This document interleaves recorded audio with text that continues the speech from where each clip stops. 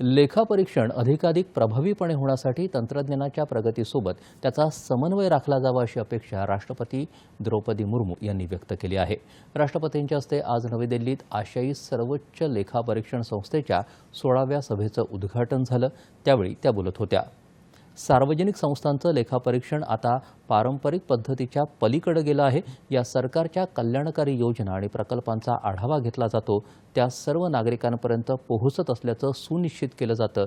त्यामुळे हे लेखापरीक्षण तंत्रज्ञानदृष्ट्या अद्ययावत असायलाच हवं असं राष्ट्रपती म्हणाल्या। आजच्या काळात उदयोन्मुख तंत्रज्ञान, कृत्रिम बुद्धिमत्ता, डेटा विश्लेषण असं तंत्रज्ञान आधुनिक प्रशासनाचा कणा ठरलं आहे। या सर्वांचा आधार घेत लेखापरीक्षण अधिकाधिक अचूक आणि पारदर्शक करणं सनदी लेखापालांची जबाबदारी असल्याचं त्यांनी सांगितलं।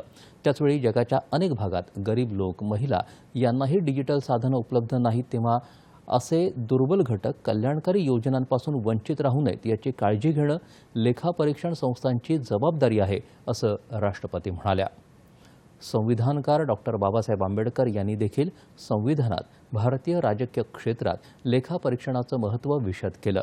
लेखापरीक्षण फक्त खर्चाचा लेखाजोखा मांडत नाही, तर प्रशासनाची क्षमता अधिक चांगली करण्यासाठी सहकार्य करतं असंही त्या म्हणाल्या।